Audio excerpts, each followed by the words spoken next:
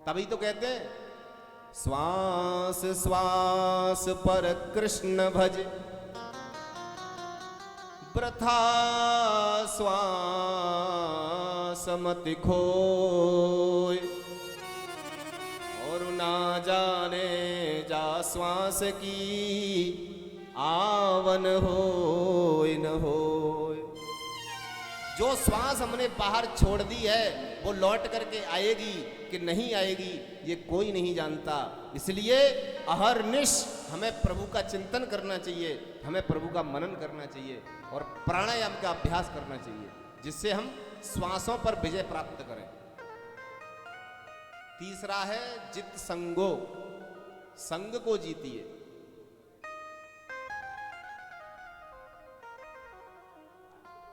हम आपसे एक बात पूछते हैं, आपके पास दो ऑप्शन हैं, एक तो है नरक और दूसरा है कुसंगति, बुरे लोगों का साथ, और दोनों में से किसी एक को आपको चुनना है। चाहे तो आप नरक को चुन लो और चाहे आप कुसंगति को चुन लो, तो आप काहे को चुनना पसंद करेंगे, कुसंगति या नरक? कछु तो बोलो।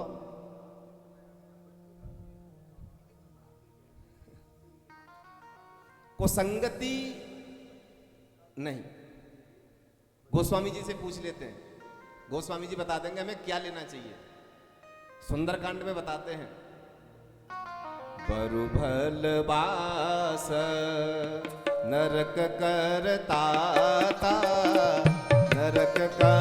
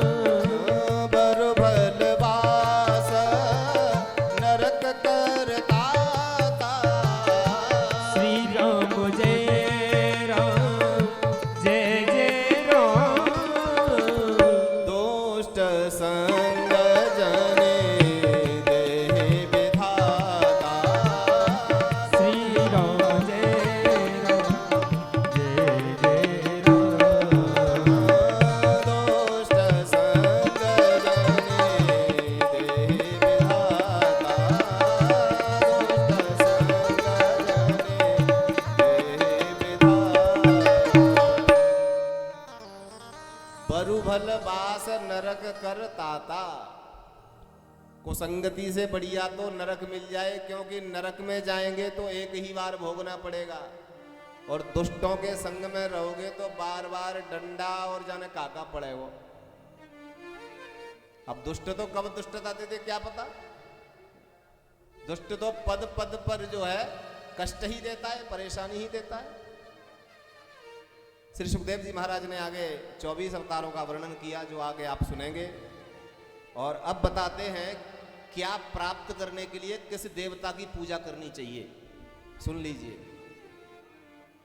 यदि हमें अन्न की कामना है, यदि हमें अन्न चाहिए, तो हमें माता अदिति का पूजन करना चाहिए, जो देवताओं की मां है। हमें अन्न की जरूरत है तो माता अदिति का पूजन करिए। यदि हमें सुंदरता चाहिए, यदि हमें रूप चाहिए, अगर हमें सौंदर्य चाहिए, तो हमें गंधर्वों की उपासना करनी चाहिए। और यदि हमें विद्या चाहिए, हमारे बढ़िया नंबर आए, हमारा बढ़िया जगह सिलेक्शन हो जाए और हम अच्छे ऊंचे पद पर पहुंच जाएं, हमें अच्छी विद्या प्राप्त करनी है, अगर ऐसी इच्छा है तो भगवान शंकर का पूजन करिए, भगवान भोलेनाथ का पूजन करिए। माता सरस्वती विद्या की अधिष्ठात्री देवी है, ध्यान से सुनना।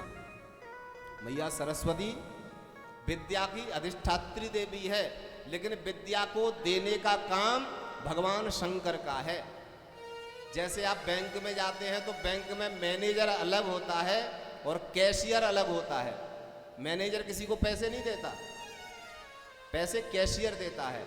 ऐसे ही माता सरस्वती तो मैनेजर है विद्या की, देने वाले कैशियर तो विद्या के भगवान शंकर हैं। तो विद्या प्राप्ति की इच्छा है तो हमें भगवान शंकर का पूजन करना चाहिए।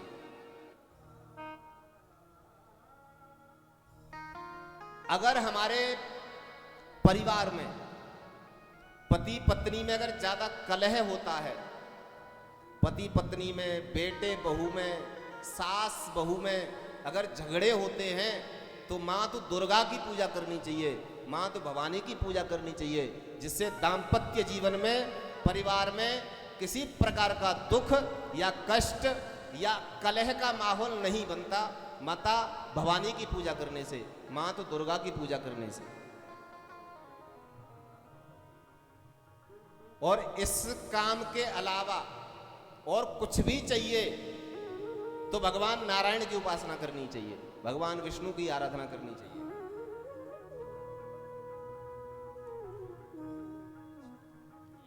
इतना होने के बावजूद भी यदि कोई भगवान का भजन नहीं करता, भगवान की पूजा नहीं करता, तो उसके लिए 3 उपमाएं दी गई हैं। सुखदेव जी महाराज 3 उपमा देते हैं। पहली उपमा है श्वान, दूसरी उपमा है खर,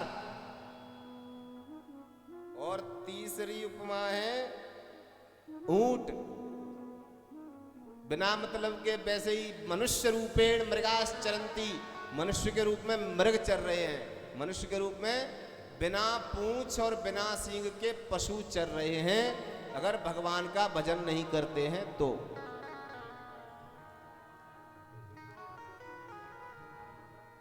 श्री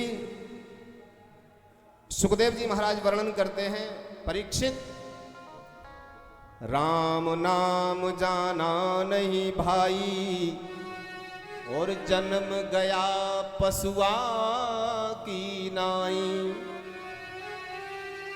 राम नाम से नाही प्रीति, यही सबे पशुअन की रीति। अगर राम नाम नहीं जाना तो हमारा पशु की तरह जीवन व्यतीत हो रहा है।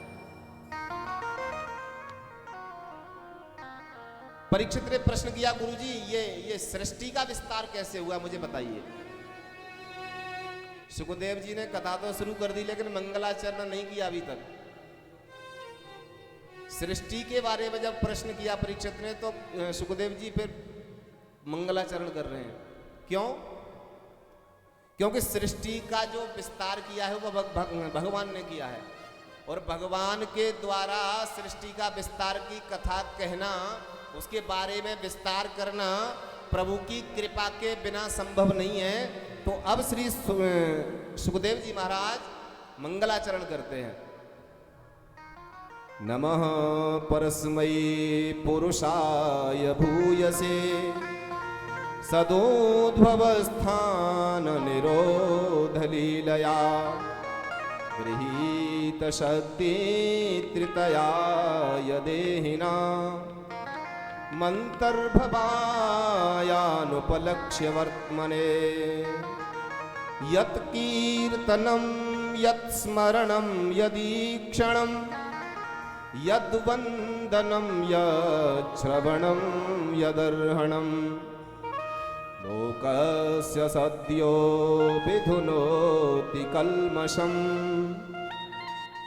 तस्मै सुभद्र स्रवसे नमो नमः। मंगलाचरण करते हैं, फिर वर्णन करते हैं। परीक्षित, प्रकृति और पुरुष की साम्यावस्था को सृजन कहते हैं। प्रकृति और पुरुष अलग अलग हुए, जब उनकी साम्यावस्था हुई तो सृजन प्रारंभ हुआ। प्रकृति ने जब पुरुष को देखा तो प्रकृति में हलचल उत्पन्न हुई, हलचल हुई, और हलचल जैसे हुई तो क्षोभ उत्पन्न हुआ, और सबसे पहले महत्तत्व की उत्पत्ति हुई। सबसे प्रथम महत्तत्व प्रकट हुआ। महत्तत्व से 3 प्रकार के अहंकार का जन्म हुआ, सत, रज और तम।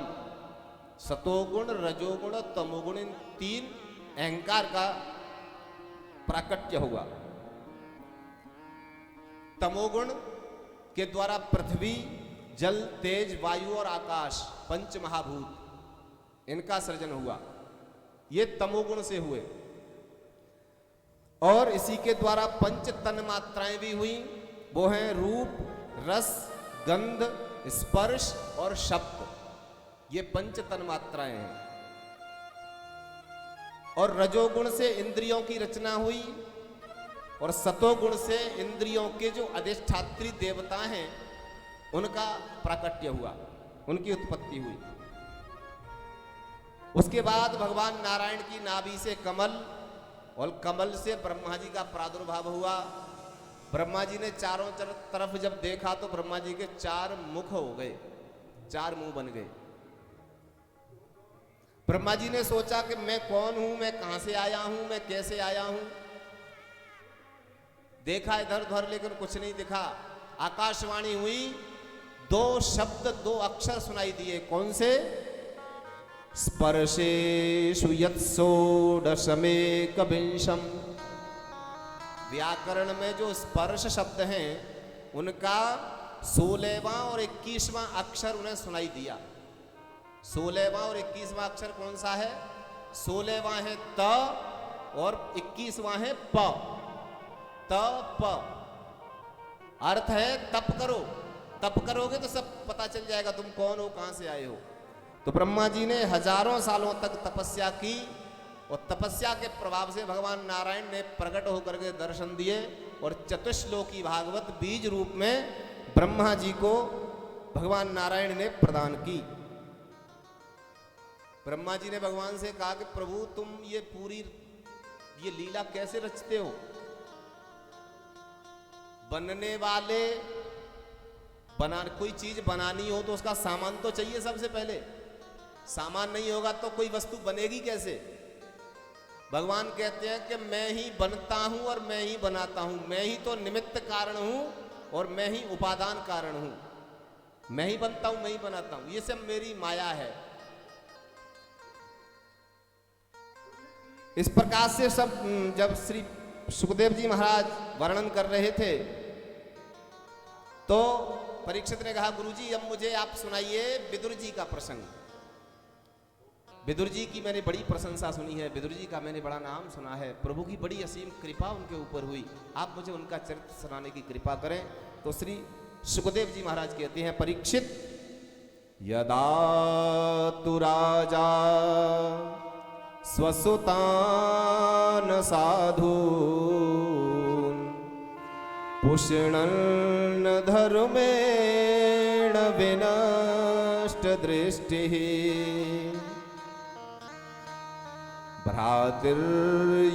भ्रातृयवेष्ठस्य सुतान् विबन्धून् प्रवेश्य लाक्षाभवने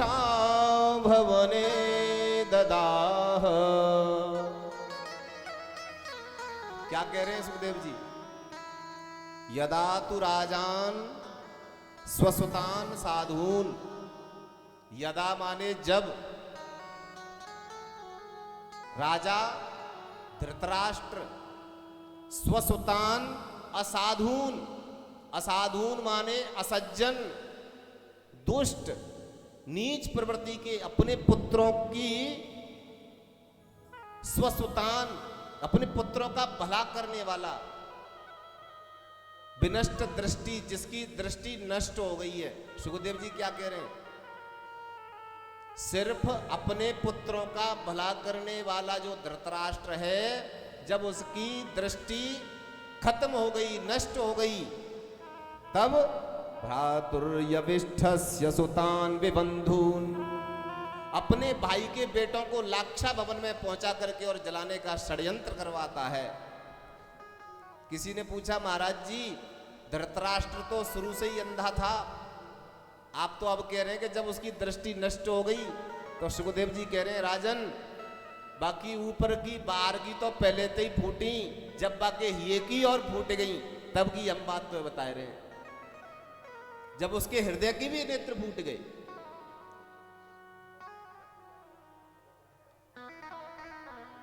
विदुर जी महाराज आते हैं। विदुर जी महाराज ने धृतराष्ट्र को समझाया, धृतराष्ट्र महाराज ये जो आपका पुत्र है ना दुर्योधन, ये कैंसर है, ये दुष्ट है, ये पापी है, ये आपके परिवार को, आपके वंश को नष्ट करवा देगा, नष्ट कर देगा, आप इसे बाहर निकाल दीजिए। महाराज यदि एक देश का भला हो रहा हो तो एक राज्य का परित्याग कर देना चाहिए, एक राज्य का भला हो रहा हो तो एक जिले का परित्याग कर देना चाहिए, एक जिले का, एक जनपद का अगर भला हो रहा है तो एक गांव का, एक नगर का त्याग कर देना चाहिए, और एक नगर का भला हो रहा है तो एक परिवार का त्याग कर देना चाहिए, और एक परिवार का अगर भला हो रहा है तो एक व्यक्ति का हमेशा हमेशा के लिए त्याग कर देना चाहिए, ये नीति कहती है। विदुर जी ने जो जो बातें धृतराष्ट्र से बताई, वही सारी की सारी बातें धृतराष्ट्र ने दुर्योधन को बता दी। देख लीजिए कितनी उसकी आंखें फूटी हुई हैं। विदुर जी बता रहे हैं आपका परिवार सुरक्षित हो जाएगा, आपका परिवार सुखी हो जाएगा, आप इसका त्याग कर दीजिए। और धृतराष्ट्र ने सब बातें बता दी। अरे भैया दुर्योधन लाला, तेरे बारे में विदुर जी इस तरह से कह रहे थे। अब दुर्योधन तो दुष्ट है, दुष्ट के तो आप कुछ भी कर सकता है। दुर्योधन ने जैसे विदुर जी को देखा तो पहले आज तक काका जी कहता था, और आज तो सामने देखते ही, ए दासी पुत्र, मेरे खिलाफ मेरे पिता को भड़काते हो, निकल जाओ मेरे राज्य से। विदुर जी ने कहा दुर्योधन तू मुझे क्या निकालेगा, मैं तो खुद ही जाने वाला हूं। धनुष और बाण देहली पर रख करके विदुर जी यहां से विदा ले जाते हैं और तीर्थ यात्रा के लिए निकल जाते हैं।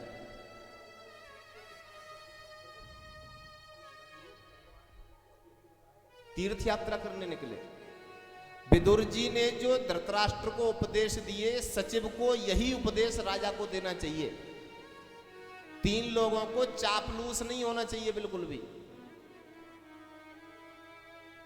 सचिव वैद्य गुरु तीन जो प्रिय बोले भे आस, राज धर्म तन 3 करे हो है बेग ही नाश।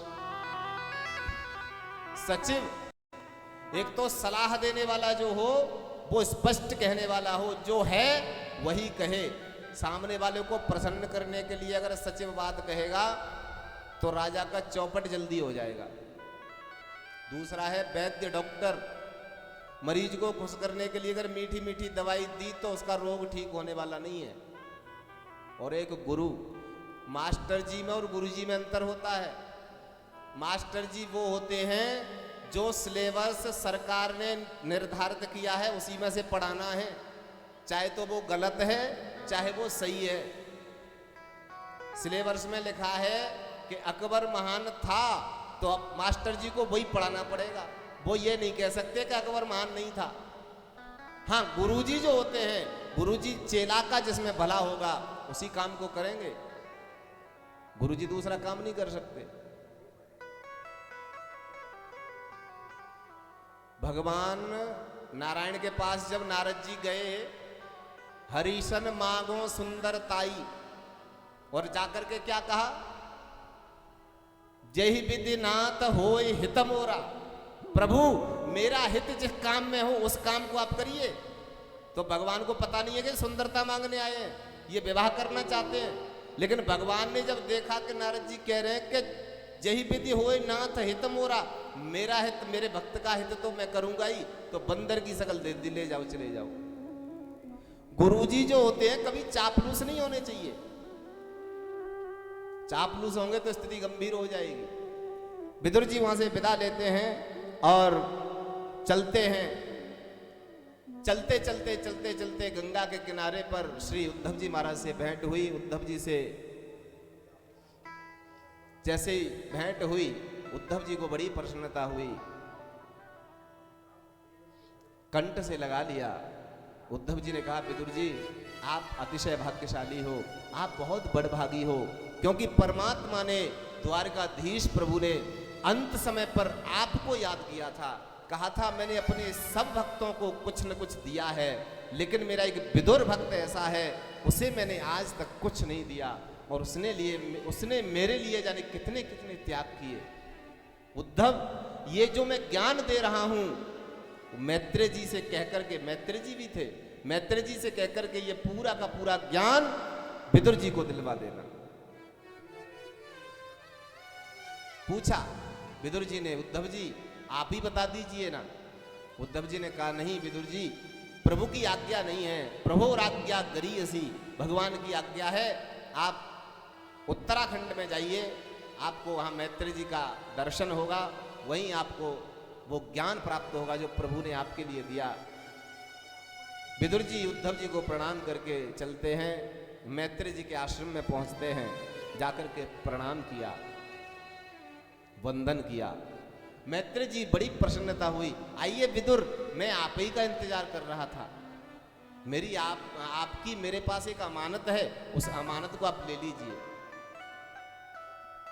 सबसे पहला प्रश्न करते हैं विदुर जी मैत्रेय जी महाराज से, सुखाय कर्माणि करोति लोको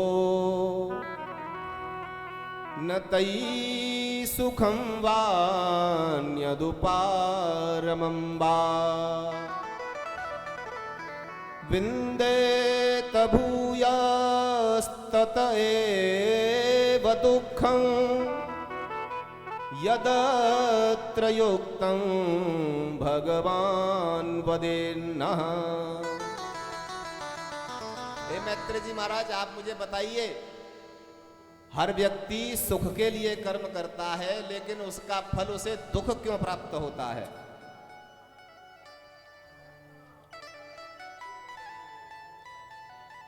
दुख क्यों प्राप्त होता है?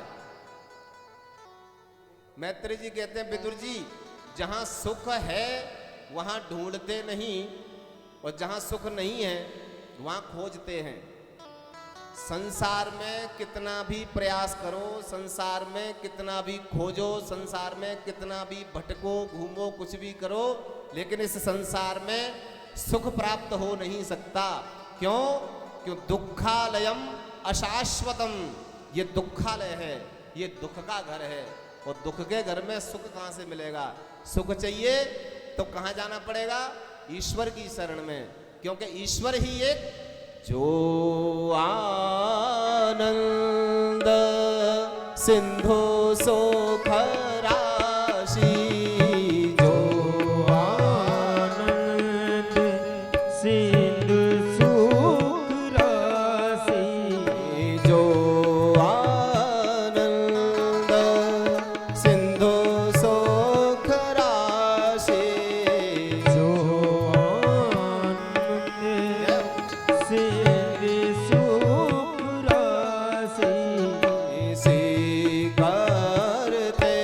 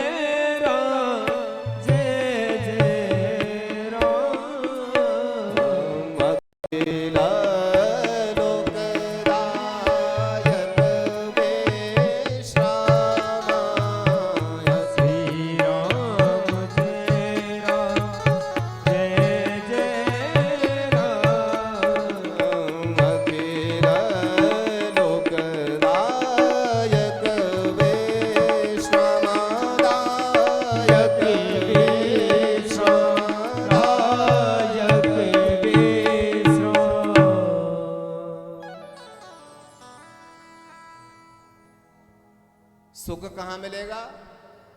जो सुख के या समुद्र हैं, जो सुख के घर हैं, उनके यहाँ जाके सुख मिलेगा। और दुख के घर में जाओगे तो सुख कहाँ से मिलेगा? हम ईश्वर के अंश हैं, हम उस सुख की राशि जो है उसके एक छोटे से अंश हैं, और हमें अंशी में मिलना चाहिए। हमें अंशी के प्रति, उनके नजदीक, उसके सन्निकट, उसके पास पहुंचने का प्रयास करना चाहिए। और एक प्रार्थना करनी चाहिए हमेशा, प्रभु से एक प्रार्थना, एक भाव हमेशा रखिए। क्या? प्रभु, ये संसार जो है ये आपका रंगमंच है, ये पूरा संसार रंगमंच है।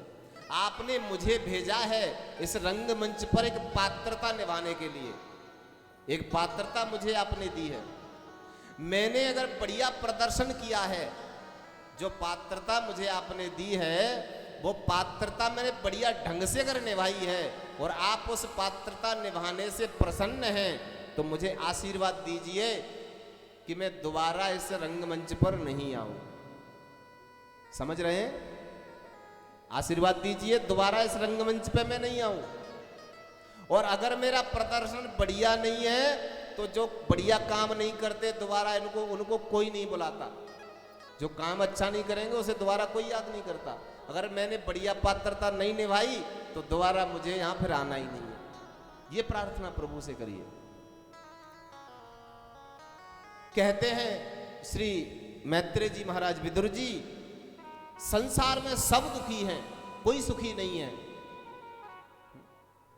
कोई तन दुखी, कोई मन दुखी, कोई धन बिन रहते उदास, और थोड़े थोड़े सब दुखी, सुखी राम के दास।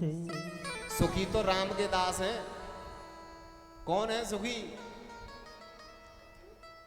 दीन कहे धनवान सुखी, धनवान कहे सुख राजा को भारी, और राजा कहे महाराजा सुखी, महाराज कहे सुख इंद्र को भारी। इंद्र कहे चतुरानन को सुख, और ब्रह्मा कहे सुख विष्णु को भारी, और तुलसीदास विचार कहे हरि भजन बिना सब जीव दुखारी। दीन कहे, आवाज कम, दीन कहे, जो दीन है, जो गरीब है, जो दरिद्र है, जिसकी व्यवस्थाएं नहीं, जिनके भोजन करने के लिए अन्न नहीं है, पेट भरने के लिए अन्न नहीं, पहनने के लिए वस्त्र नहीं, ऐसे व्यक्ति सोचते हैं जो पैसे वाले हैं वो सुखी होंगे। पैसे वाले जो थे उनके पास गए, भैया आप सुखी हो? पैसे वाले जो हल्के से थे वो बोले, भैया हम कहाँ सुखी हैं, सुखी तो नरेंद्र मोदी राजा है, राजा सुखी है। राजा के पास गए, भैया राजा साहब आप सुखी हैं? राजा बोले हम कहाँ सुखी हैं, हमसे तो बड़े महाराजा हैं, जो चक्रवर्ती सम्राट हैं, वो जब उनका मन करे तभी आक्रमण करके हमें बंधक बना लेते हैं, हम कहाँ सुखी हैं, हम तो वैसे ही डर के मारे मरे जा रहे हैं। अच्छा तुम भी सुखी नहीं हो? महाराज से पूछा, महाराज आप सुखी हो? महाराजा बोला, अरे मैं कहाँ सुखी हूँ, सुखी तो इंद्र है जो देवराज स्वर्ग का राजा है, जहाँ कल्प वृक्ष है, जहाँ अमृत का कलश है, वो राजा वो सुखी है। इंद्र के पास गए, इंद्र देवता आप सुखी हो? इंद्र बोला हम कहाँ सुखी है, हम तो जब राक्षसों का मन करे दैत्यों का तभी चढ़ाई कर देते हैं, भागना पड़ता है। अच्छा फिर कौन सुखी है? बोले ब्रह्मा जी सुखी है।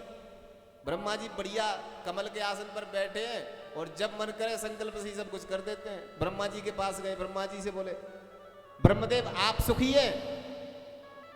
ब्रह्मा जी बोले, तुम पे एक परिवार को पूरा हिसाब किताब ढंग से ना चलाओ जाए रहो, और मुझे तो पूरी त्रिलोकी को का पूरे ब्रह्मांड को हिसाब किताब रखना पड़ रहा हो। भैया कौन से ने कहा कर्म करे तब भाई कौन सी योनि में पहुंचाना है, जिस सब मेरे ही हाथ में तो है। तो फिर कौन सुखी है? बोले भगवान नारायण सुखी है। क्यों? परम स्वतंत्र न सिर पर कोई, और भाव ही मन ही करहु तुम सोई। अरे परमात्मा नारायण भगवान विष्णु सुखी है। अच्छा भगवान विष्णु सुखी है, भगवान विष्णु के पास पहुंच गए। अब भक्त तो कहीं भी जा सकता है, भगवान के पास पहुंचे, प्रभु आप सुखी हैं? भगवान बोले हम सुखी हैं। हम कैसे सुखी हैं? हम, नारद जी तो कहते हैं कि परम स्वतंत्र सिर पर कोई, नारद जी कहते हैं स्वतंत्र है, लेकिन अहं भक्त पराधीनो यस्वतंत्र द्विज, साधुर्गृस्त हृदयो भक्तैर्भक्त जन प्रिय। मैं भी सुखी नहीं हूं, मैं भी अपने भक्तों के अधीन हूं। भक्त तो जैसे मुझे चाहते हैं वैसे नचाने लग जाते हैं, और भक्त जैसे मुझे चाहते हैं मुझे वैसा बनना पड़ता है। क्यों? यही हरि भक्त गाते हैं, यही सब संत गाते हैं। क्या? न जाने कौन से गुण पर दया निधि रीझ जाते हैं। पता ही नहीं कब भगवान की कृपा हो जाए, कब भगवान की करुणा हो जाए, कब भगवान की दया हो जाए। अगर भगवान की कृपा चाहिए तो क्या करना पड़ेगा? भगवान के नामों का कीर्तन करना पड़ेगा, और ताली भी बजानी पड़ेगी, और संग में मोते बोलना पड़ेगा। कल हमने परसों बताया था कथा में कि राधा रानी बरसाने वाली इसलिए हैं कि माँ तो राधा कृपा बरसाती हैं, करती नहीं है, वो तो बरसाती हैं। उनकी कृपा किसी के ऊपर बरस जाए तो फिर जीवन में क्या कमी आ सकती है। तो आप भी चाहते हैं कि राधा रानी हमारे ऊपर कृपा बरसाएं? चाहते हैं आप लोग? एक गुना चाहे रे, राधा रानी की कृपा बरसवाए भाई, एक गुना चाहे रे। मत चाहो भैया, हम तो चाह रहे, हम तो गावेंगे, सीधी सट्टा बात है। आइए एक भजन, उसके बाद कथा में चलते हैं। माँ तो राधा का ध्यान करेंगे। कृपा करेंगी राधा रानी, वृंदावन आ जाओ,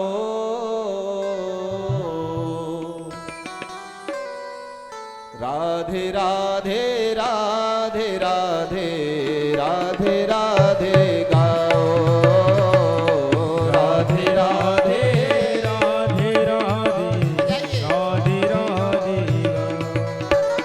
ओ कृपा करेंगी राधा रानी, कृपा करेगी राधे रानी, कृपा करेगी राधा रानी, कृपा करेगी राधे रानी, वृंदावन आ जाओ, राधे राधे राधे राधे राधे राधे राधे राधे राधे राधे राधे राधे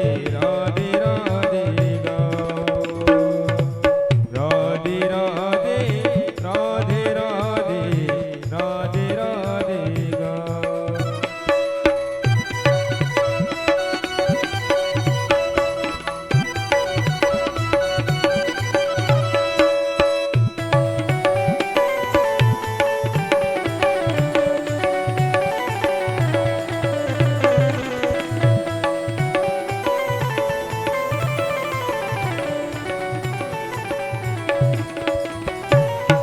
श्री राधे के नाम की महिमा जान ले अब तो प्राणी, श्री राधे की नाम की महिमा जान जो अब तो प्राणी, श्री राधे के नाम की महिमा जान ले अब तो प्राणी, श्री राधे की नाम की महिमा जान लो अब तो प्राणी, नाम सहारे पार उतर गए पापी और अज्ञानी, वो नम सहारे पारी उतर गए पापी और अज्ञानी। ओ झूम झूम कर राधा नाम हे की, झूम झूम के राधा नाम की, ओ झूम झूम के राधा नाम की, झूम झूम के राधा नाम की, की मस्ती में खो जाओ। राधे राधे राधे गाओ, राधे राधे गाओ, राधे राधे राधे राधे राधे राधे हरि गाओ। बोल।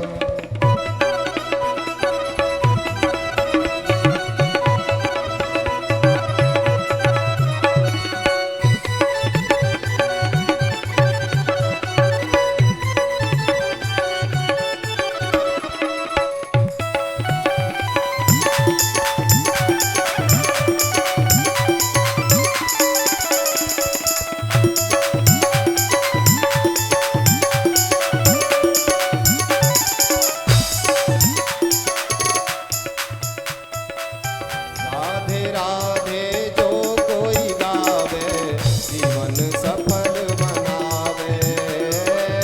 राधे राधे जो कोई गावे, जीवन सफल बनावे। हाँ, राधे राधे जो कोई गावे, जीवन सफल बनावे। राधे राधे जो कोई गावे, जीवन सफल बनावे।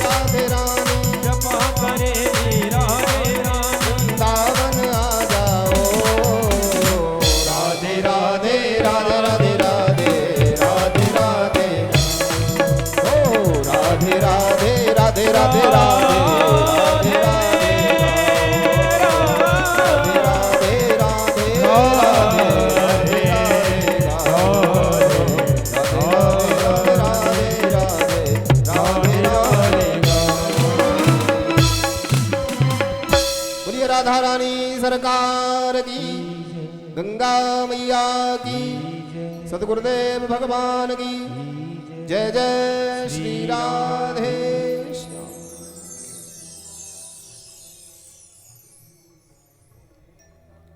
श्री मैत्रेय जी वर्णन करते हैं, विदुर जी,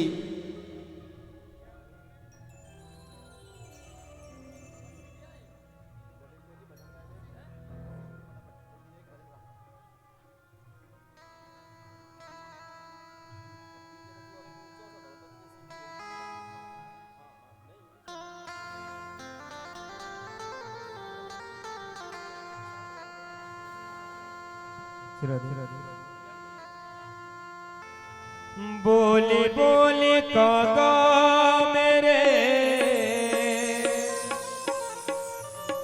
राम कब आएंगे, राम कब आएंगे, राम कब आएंगे। बोले बोले काका मेरे राम कब आएंगे, बोले बोले काका मेरे राम कब आएंगे, बोले बोले काका मेरे राम कब आएंगे, बोले बोले काका मेरे राम कब आएंगे। सबोरी की कुटिया के, सबोरी की कुटिया के बाकी खुल जाएंगे, बोले बोले काका मेरे राम कब आएंगे, बोले बोले काका मेरे राम कब आएंगे।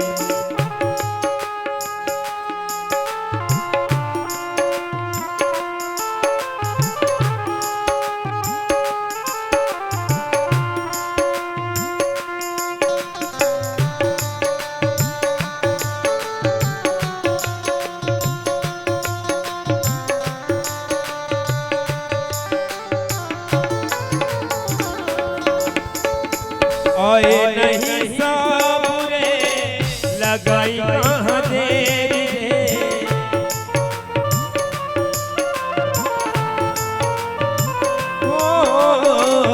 आए नहीं साबुरे लगाई कहाँ देर, चुनी चुनी आई मैंने रखे मीठे बेर।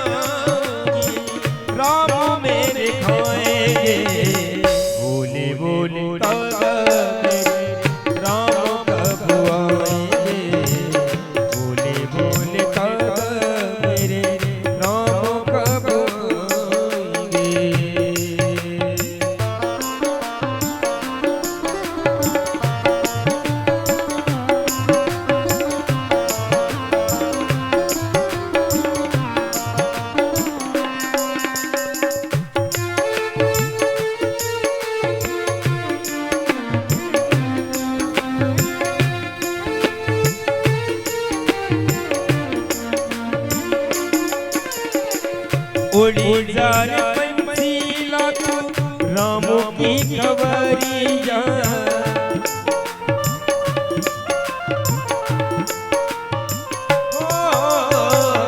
उड़ी जा रे पंछीला राम की खबरिया।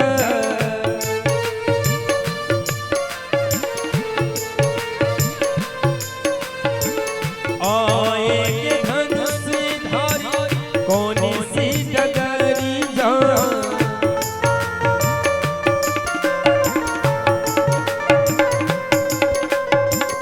अखियाँ बिछाऊंगी, अखियाँ बिछाऊंगी, चरण टिकाएंगे, बोले बोले काका राम कब आएंगे, बोले बोले काका राम कब आएंगे, बोले बोले काका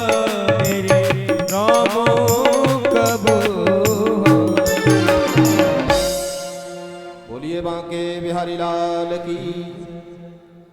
मैत्री जी कहते हैं विदुर जी अगर सुख चाहिए तो हमें परमात्मा के चरणों से जुड़ना पड़ेगा, परमात्मा के चरणों की रज हमें प्राप्त करनी पड़ेगी, तभी हमें सुख प्राप्त हो सकता है। इस प्रकार से श्री विदुर जी को मैत्रेय जी ने वर्णन किया। अब विदुर जी पूछते हैं गुरु जी मुझे बताइए सृष्टि का विस्तार कैसे हुआ। तो श्री मैत्रेय जी महाराज बताते हैं, सुनिए। भगवान नारायण की नाभि से कमल का प्रादुर्भाव हुआ। कमल से ब्रह्मा जी ने सबसे पहले मानसी सृष्टि की। और भगवान का जो पहला अवतार है वो सनक, सनंदन, सनातन और सनत कुमार जो चारों ऋषि हैं, ब्रह्मा जी के प्रथम रचना और भगवान का प्रथम अवतार। इनसे कहा कि तुम सृष्टि में मेरा सहयोग करो। अब जब इनसे कहा तो इन्होंने कहा कि पिताजी हम नहीं करेंगे ये सृष्टि का कोई काम, हम तो भगवान का भजन करेंगे। पिता पुत्र से किसी काम के लिए कहे और पुत्र मना कर दे तो पिता को क्रोध आता है, सबको पता है। बात अगर कोई पूछे, कोई कुछ काम करवाने की बोले और पुत्र मना कर दे तो पिता को क्रोध आता है। ब्रह्मा जी ने सनत कुमारों से जब सृष्टि का विस्तार की बात कही तो सनत कुमारों ने मना कर दिया, पिताजी हम ये काम नहीं करेंगे, हम नहीं पढ़ेंगे इस चक्कर में। ब्रह्मा जी को क्रोध आया तो दोनों भौं के बीच में से एक रोता हुआ बालक प्रकट हुआ, नाम रख दिया रुद्र। संस्कृत में रुद्र धातु जो है वो रोने के काम में आती है, उनका नाम रुद्र रख दिया गया। किसी ने पूछा कि ये रोते हुए क्यों आए, तो सुखदेव जी समाधान करते हैं कि पिताजी क्रोधित हों तो उनके सामने रोते हुए पहुंच जाओ तो वो उनकी गुस्सा जो है ठंडी हो जाएगी, और अगर वो क्रोधित हैं और तुम हंसते हुए पहुंच गए तो फिर तो और ज्यादा हाई वोल्टेज बढ़ जाएंगे। इसलिए रुद्र रोते हुए प्रकट हुए, नाम रुद्र रखा गया।